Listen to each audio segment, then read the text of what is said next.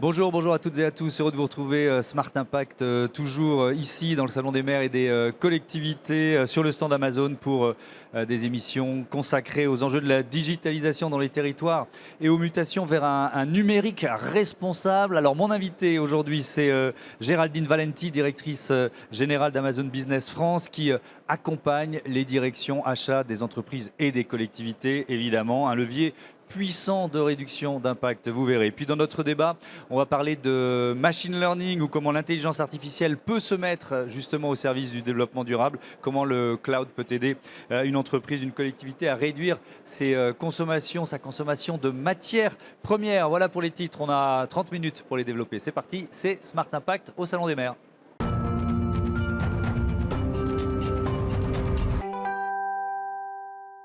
Bonjour Géraldine Valenti. Bonjour. Merci de nous accueillir. Bienvenue chez vous en quelque sorte. Vous êtes donc directrice générale d'Amazon Business en France. Je commence peut-être par une présentation du périmètre d'Amazon Business. Quel service vous proposez aux entreprises et évidemment aux collectivités ?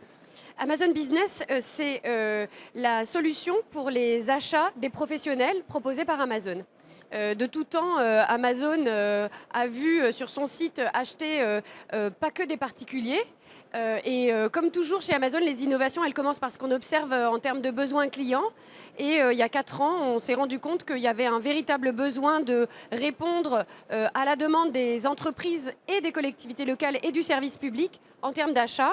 Et on a donc lancé Amazon Business. On sert aujourd'hui à la fois des très grandes entreprises, on a une vraie empreinte au sein des TPE-PME de France et depuis mars 2020, on sert également les clients du secteur public de tous horizons, de toutes tailles, je dirais, partout en France, notamment après avoir lancé le paiement par mandat administratif, Chorus Pro pour les sachants.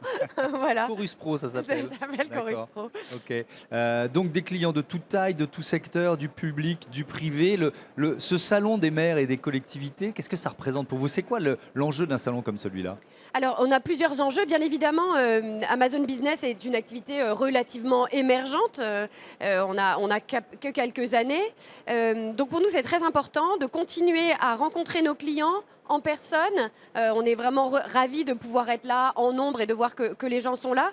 À la fois, on a des retours de nos clients sur à quoi vraiment leur sert Amazon Business, qu'est-ce qu'ils attendent de nous et qui nous permet de développer les fonctionnalités du futur, je dirais, pour notre site. Et de la même façon, ça permet à toute l'équipe Amazon Business secteur public qui est présente ici avec moi sur le salon de parler d'Amazon Business et évidemment de nous faire connaître. C'est un vrai moment pour obtenir des retours et entendre un peu la voix de nos clients en vrai, je dirais. Alors dans cette émission, on a souvent parlé du levier des achats comme vecteur de transformation et de décarbonation. À quel point pour vous c'est un enjeu important? En fait, nos enjeux, ils sont toujours, une fois de plus, dictés par ce que nos clients nous demandent. Oui. On a parfaitement conscience que les acteurs du secteur public, pour parler d'eux en particulier aujourd'hui, ont 2 enjeux absolument critiques. D'un côté, la simplification par la digitalisation de leurs activités, de leurs processus. Et deuxièmement, de limiter au maximum l'empreinte carbone et l'impact des décisions qui sont prises tout en servant bien évidemment leurs administrés au mieux. Et donc, on a développé un certain nombre de fonctionnalités pour répondre à ces besoins-là. Et ça, c'est une demande que vous voyez grandir depuis plusieurs années, parce que les enjeux de RSE, de développement durable, ils sont là depuis longtemps, mais ils deviennent de plus en plus stratégiques, en fait, à la fois pour les entreprises et pour les collectivités. Alors, c'est tout à fait vrai et je dirais même que ça devient des enjeux, des obligations légales. Il y a de plus en plus de directives et d'éléments, je dirais, de politique de la commande publique qui nous obligent tous à être des consommateurs, des acheteurs professionnels plus responsables. Et Amazon se positionne, et Amazon Business en particulier, se positionne pour aider en fait, notamment les mairies, les maires qu'on rencontre aujourd'hui, à parfaitement pouvoir adapter leurs habitudes on est un fournisseur qui les accompagne. Oui, mais ça veut dire que vous fléchez, enfin que vous Absolument. identifiez des produits plus durables que d'autres en quelque sorte. Exactement. Je vais vous donner 2 exemples Oui. très concrets. Le premier, c'est la géolocalisation. Donc aujourd'hui, une mairie, pour continuer sur Oui. filer Vous l'exemple, êtes au bon endroit pour on est au parler bon des endroit, mairies. exactement. Une mairie peut paramétrer sur son compte Amazon Business de mettre en avant des produits de vendeurs partenaires basés en France, basés dans leur région, voire même au grain de la ville. Donc c'est un paramétrage qui est possible par l'administrateur du compte Amazon Business, disons dans la collectivité locale, dans le département ou la mairie, Oui. et qui va faire remonter et mettre en avant comme produit préféré par votre administrateur, produit préféré par votre organisation, pour ensuite les équipes qui sont autorisées à acheter. Et donc le deuxième exemple, ça c'est la géolocalisation. Oui. En fait, il est très puissant aussi parce que les mairies ont besoin et envie de créer des partenariats locaux très forts avec leurs fournisseurs et qu'un acteur comme Amazon puisse les accompagner dans une stratégie d'achat territoriaux, ça me semble Oui, évident et c'est très majeur. important. Et puis surtout, ce qui est intéressant, je rebondis sur ce que vous venez de dire, c'est que Tout à fait. souvent, il y a des solutions à proximité qu'on ne connaît pas. Absolument. Pour un acheteur, hein, pour que ce soit dans une entreprise ou une collectivité. Et c'est tout à fait exact. On était en train d'avoir une discussion très intéressante avec une maire de la région, enfin du département de la Haute-Savoie, hier, Oui. qui nous disait que justement, elle avait découvert qu'à 20 km de son village, puisqu'il s'agissait d'un tout petit village, Mhm. elle avait trouvé un fournisseur, une société qui distribue des panneaux, les panneaux d'affichage, interdiction de fumer et autres, Oui. qu'elle allait pouvoir dorénavant les acheter sur Amazon Business en s'appuyant en fait sur ce partenariat. Donc ça, c'est la géolocalisation, c'est le premier levier. Exactement. Il y en a un deuxième, c'est quoi? C'est une sorte de certification de la durabilité d'un produit, c'est Oui. ça? Alors Amazon, on a beaucoup parlé sur ce salon. On est co-partenaire du Climate Pledge. Bien sûr. Le Climate Pledge nous permet en fait de mettre en avant une sélection de produits qui ont des certifications sectorielles. Je vais vous donner un exemple. On connaît tous la certification AB pour agriculture biologique. Bien sûr. Eh bien, on en a 40 autres identifiées, des certifications, qui nous permettent de mettre en avant plus de 250 000 produits.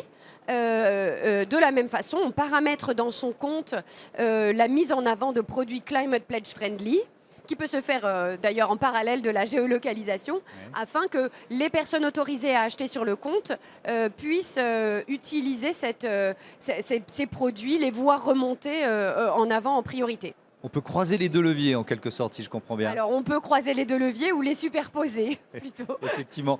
On est dans un contexte évidemment de hausse des prix de l'énergie et pour les maires qu'on croise ici au salon, c'est une source d'inquiétude. Et évidemment, est-ce que ça augmente, vous, des demandes précises justement en la matière? Et surtout, quelle responsabilité vous avez dans ce contexte-là? Vous savez, on dira beaucoup de choses d'Amazon, mais jamais qu'on est cher.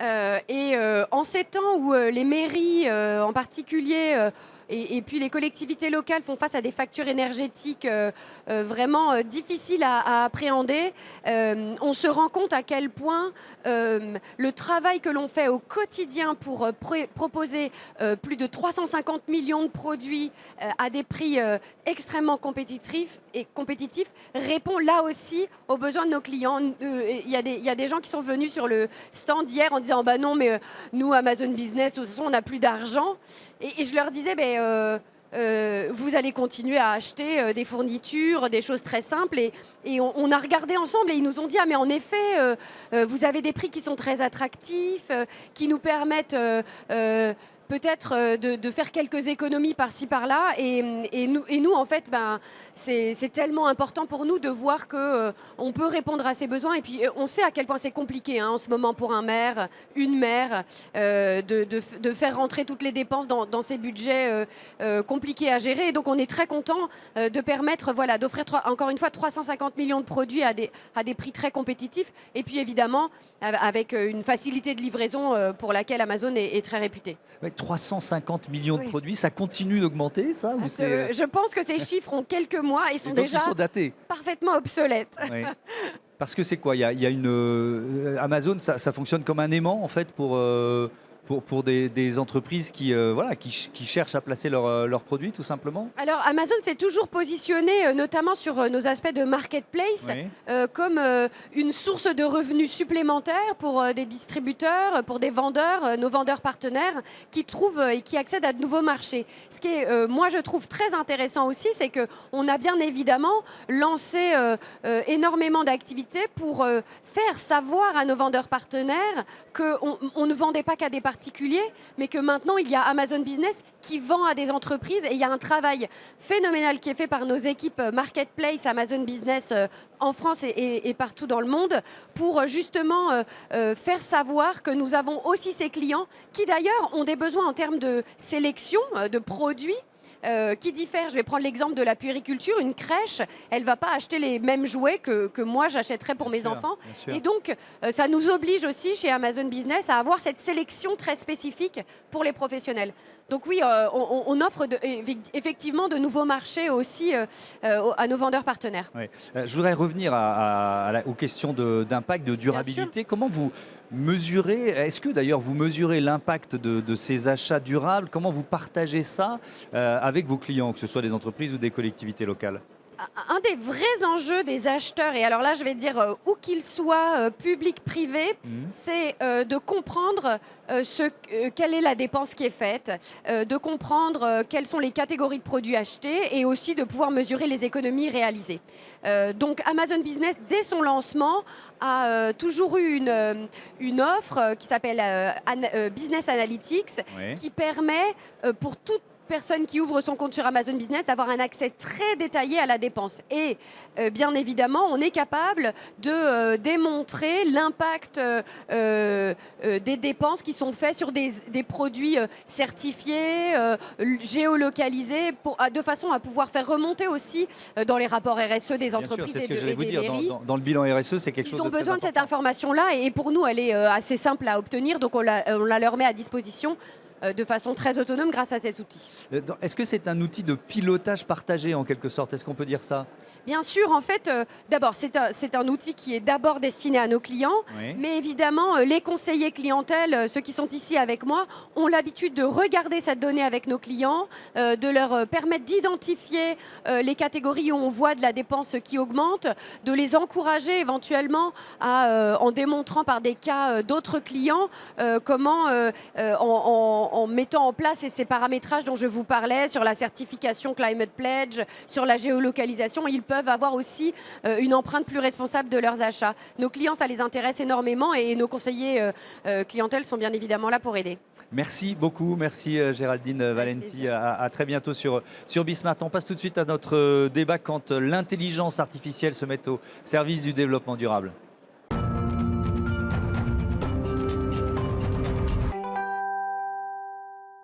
Le débat de ce Smart Impact, on est évidemment toujours au Salon des maires et des collectivités locales. Je vous présente tout de suite mes invités. Stéphane Hadinger, bonjour, bienvenue. Bonjour. Vous êtes directeur de la technologie chez AWS France. À vos côtés, Tanguy Detro, bonjour. Bonjour. Bienvenue à vous aussi, président de Metron. Alors, on l'a fait hier, mais c'est toujours important. Il y a certainement de nouveaux téléspectateurs qui découvrent l'émission. Et AWS, c'est quoi le périmètre d'AWS?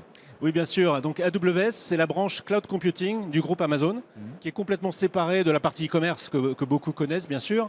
Et donc, nous proposons des services, plus de 200 services aujourd'hui aux clients dans le monde et en France. Nous sommes présents en France depuis 2011 et nous avons des data centers depuis 2017 pour les clients qui souhaitent que leurs données restent sur le territoire national. Ouais. Alors effectivement, quand on pense AWS, on pense data center, mais il y a beaucoup d'autres choses, c'est ça? Il y a beaucoup de services. Alors, il y a plus de 200 services qu'on a construits depuis plus de 16 ans, basés sur les retours de clients. Et une des grandes tendances et une des grandes missions que nous nous sommes données il y a quelques années, c'est autour des technologies de l'intelligence artificielle et en particulier de les rendre accessibles à n'importe quelle entreprise et à n'importe quel développeur pour permettre d'innover. Alors justement, l'innovation, on va beaucoup parler de machine learning et d'intelligence artificielle dans ce débat. Ça prend quelle part? Quand j'entends innovation, je pense tout de suite budget de recherche et développement. C'est quoi? Quand on est dans une entreprise de technologie, c'est quoi? C'est une préoccupation permanente de toujours réinventer, surtout dans le secteur qu'est le vôtre? C'est une préoccupation permanente et c'est surtout, ça vient en complément de tout ce qui va être l'analyse des données. Oui. Parce que la première partie, c'est de capturer l'ensemble des données, de les concentrer à un endroit comme un data lake, ensuite de faire de l'analyse. Et finalement, l'intelligence artificielle, le machine learning en particulier, va souvent venir compléter en faisant de la prédiction. Et on trouve beaucoup d'exemples de maintenance prédictive. Je pense par exemple à Veolia qui l'utilise dans des usines de désalinisation d'eau au Moyen-Orient. Alors, ce sont en fait des systèmes de membranes extrêmement fines où ils mettent de l'eau à très, très forte pression. Ces membranes sont fragiles. Et donc, avec le machine learning, il permet de détecter des fragilités dans la membrane pour intervenir avant qu'il soit trop tard et avant que la membrane casse. Et évidemment, c'est beaucoup plus efficace de remplacer avant que ça ait cassé. En tout cas, pas de remplacer, mais en tout cas d'optimiser pour faire en sorte d'utiliser correctement la membrane avant qu'elle casse. Donc, avec des gains d'efficacité qui sont énormes, et ça permet de démultiplier l'ensemble de ces technologies. Oui, donc ça, c'est un exemple d'innovation. Ce que je comprends, c'est que ces innovations, vous les construisez aussi beaucoup avec vos clients. Tout à fait, et aussi avec des partenaires. Donc déjà, avec nos clients, pour qu'eux-mêmes puissent construire ces modèles-là.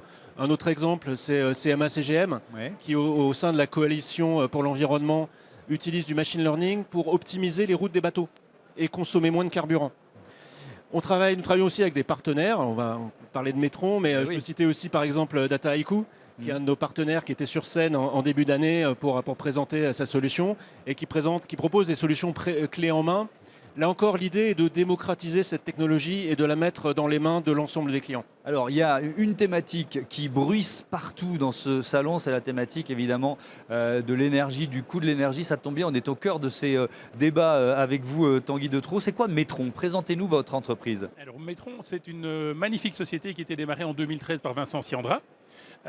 Et qui a pour objectif de réduire l'impact écologique des entreprises et du secteur public et des collectivités et de toute une série d'acteurs qui consomment beaucoup d'énergie. Donc ça peut être un site industriel à la Arcelor, ça peut être une usine de chez Danone, ça peut être un aéroport, ça peut être des collectivités, et on va peut-être un peu plus en parler aujourd'hui.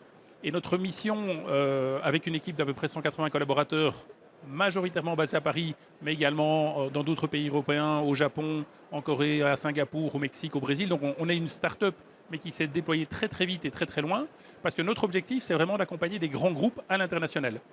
Donc on est à la croisée des chemins entre l'optimisation énergétique, le big data et l'intelligence artificielle, dont on va avoir l'occasion de Alors de justement, si on rentre un peu, après vous allez nous expliquer comment vous travaillez ensemble et en quoi les solutions AWS vous permettent d'être plus efficaces. Mais déjà sur le principe de base, moi j'ai toujours cette curiosité du comment ça marche, comment ça marche la solution Metron. Alors étonnamment, c'est simple. Ah, très bien, je vais pouvoir comprendre alors. Exactement. Et l'objectif, c'est vraiment de partir du principe que si le big data pouvait être compliqué il y a quelques années, parce que récupérer de l'info, comme le disait Stéphane, c'était compliqué, il y a toute une série de démarches, et notamment en France, qui ont eu lieu, qui permettent de largement simplifier ce processus. Je vais prendre deux exemples. On parlait juste avant de Chorus Pro. Donc Chorus Pro, c'est quoi? C'est une plateforme qui permet à toutes les collectivités de récupérer l'ensemble de leurs factures de l'ensemble des fournisseurs. Il y a 5 ans, si je devais récupérer les factures d'une collectivité, factures d'énergie par exemple, il fallait les scanner, il fallait les faxer, il fallait les réencoder. C'était une gabegie en temps et en ressources. Aujourd'hui, en quelques clics, pour autant qu'on ait le mandat de la commune ou de la collectivité, on accède à l'ensemble de ces factures dématérialisées. Donc, en quelques instants, en quelques jours de configuration, on a accès à tout l'historique de toutes les données de facturation d'une collectivité. Et on travaille pour le CIGERLI, notamment dans la région lyonnaise. On a accès à des milliers de factures sur des milliers de points de mesure en quelques clics. Ça veut dire quoi? Pardon, c'est que le corollaire de ça, c'est qu'on a très rapidement énormément de données qui arrivent. C'était le premier exemple, les factures. Deuxième exemple, les données des compteurs. On a beaucoup parlé de Linky qui était largement déployé par Enedis ces dernières années. Aujourd'hui, de la même façon que pour les factures, on peut accéder aux données de consommation 10 minutes par 10 minutes, voire 5 minutes par 5 minutes pour l'ensemble des consommateurs en France. Et donc ça veut dire que pour une collectivité, mettre sous contrôle les factures et les consommations d'énergie de l'ensemble de son patrimoine, en quelques heures de travail, ça peut être réglé. Donc ça, c'est un progrès qui est phénoménal, qui est lié à la digitalisation de l'ensemble des processus. Et alors, vous êtes donc client d'AWS. En quoi les solutions d'AWS, ça vous permet d'être vous plus efficace?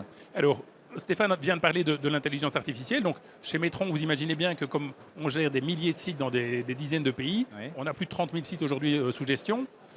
Ces 30 000 sites qui génèrent chacun des dizaines de données, des centaines, des milliers de données toutes les 5 minutes, ça fait des volumes de données qui sont astronomiques. Détecter rapidement des anomalies, détecter des problèmes, détecter des dérives de consommation, ce sont des choses qu'on peut faire manuellement. Vous pouvez passer votre journée, vos nuits, vos week-ends à regarder les courbes et à vous dire tiens, celle-là, elle n'a pas l'air tout à fait normale. Ou vous pouvez mettre ça dans des algorithmes. Et les algorithmes, eux, vont screener en permanence l'ensemble de ces données, corréler ça à des données de température, à des données météo, à des données d'ensoleillement, à d'autres données, et donc Oui. identifier les anomalies. Et là, on parle de machine learning, c'est-à-dire est-ce qu'on est dans ce contexte-là? C'est-à-dire que vos algorithmes, ils apprennent et plus ils ont de data, plus ils progressent. Alors, moi, je suis un béotien, mais est-ce que je dis à peu près les bonnes choses? oui, mais on est dans le big data, c'est-à-dire Ouais. que pour l'instant, on rapatrie énormément d'informations. Et les premiers algorithmes qui permettent déjà de détecter beaucoup de choses sont des algorithmes relativement simples. Donc, Ouais. c'est pas encore du machine learning, c'est simplement détecte ce qui est anormal.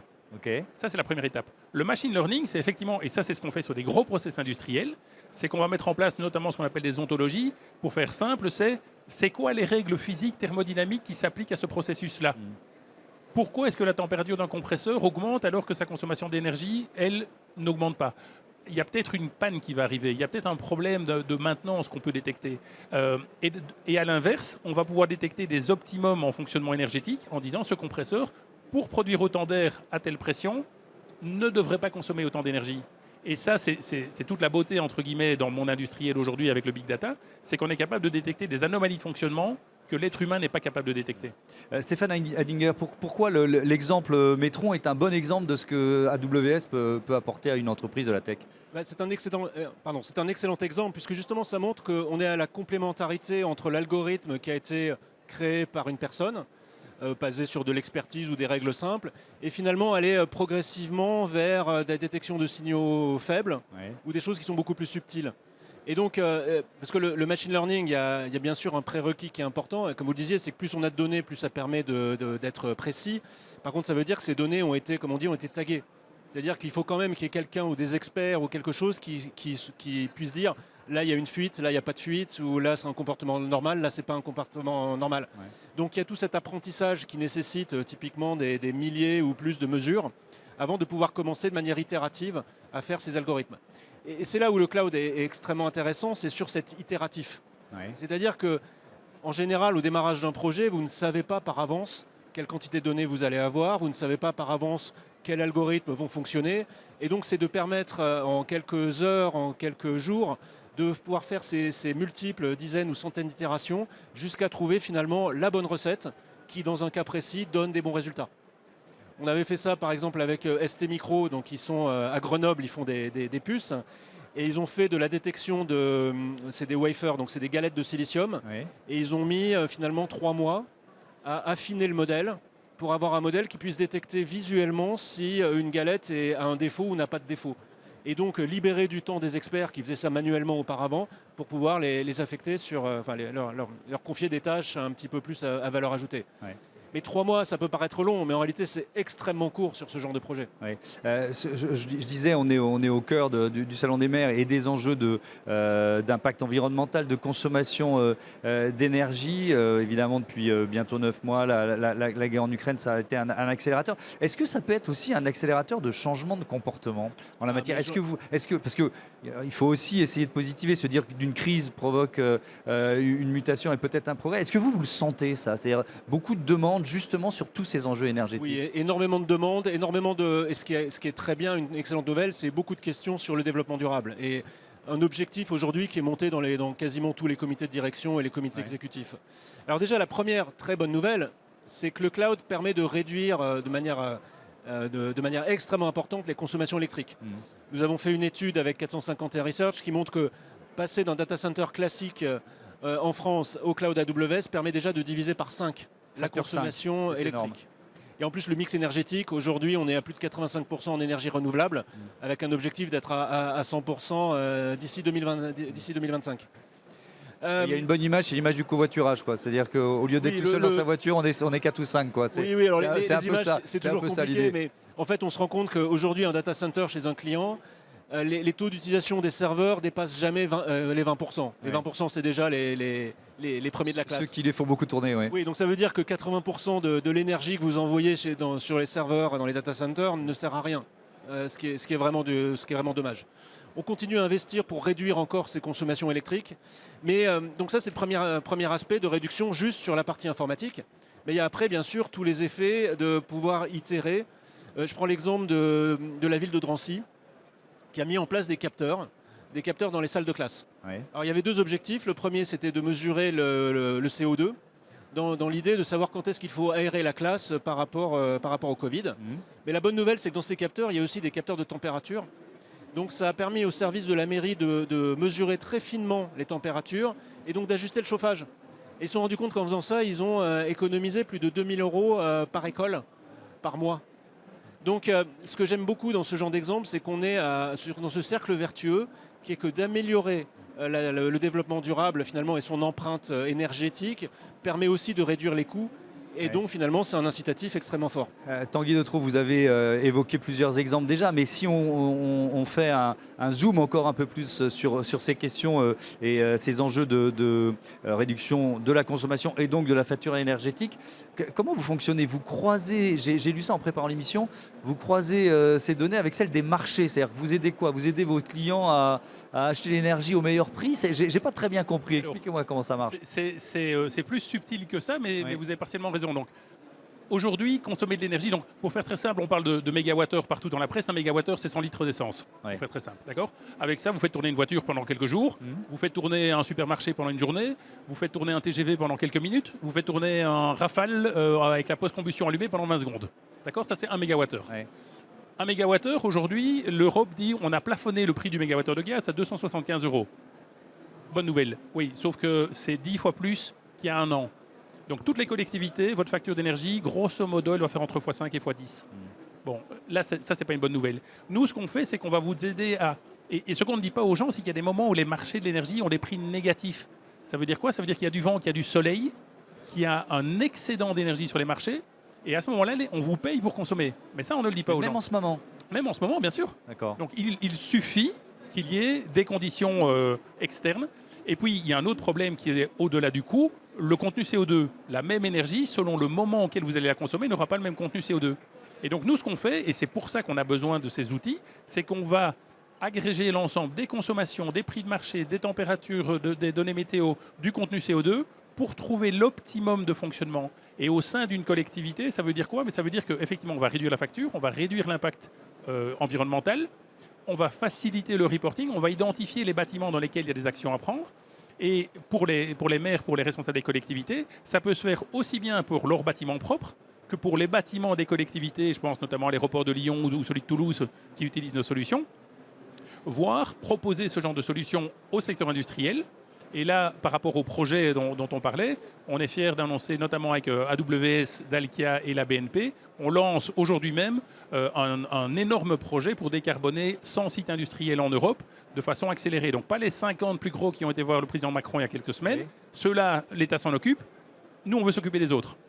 Et on démarre aujourd'hui même un gros lancement médiatique sur une grosse campagne d'aide à la décarbonation des sites industriels. Voilà une annonce dans ce Smart Impact. Merci. Ce qui est intéressant, et on va terminer là-dessus, il nous reste à peu près une minute, Stéphane Adlinger, c'est qu'on a là un exemple de jeune entreprise, mais qui est en croissance rapide. C'est aussi ça le boulot d'AWS, c'est d'accompagner la croissance des entreprises. Exactement, c'est d'accompagner la croissance des startups, des entreprises. Quand on avait compté les licornes françaises, on est très heureux et très fiers de pouvoir aider plus de 70% des licornes françaises, justement à être agiles, à innover et aussi à se déployer à l'international. Et puis peut-être dernière chose aussi, c'est on a parlé beaucoup de développement durable, mais c'est aussi la sécurité, la cybersécurité, qui est aussi un enjeu pour les collectivités bien sûr, mais pour l'ensemble des entreprises, où là aussi les usages du cloud permettent de faire un très grand bond en avant par rapport à la résilience au sens large et par rapport à la cybersécurité aussi.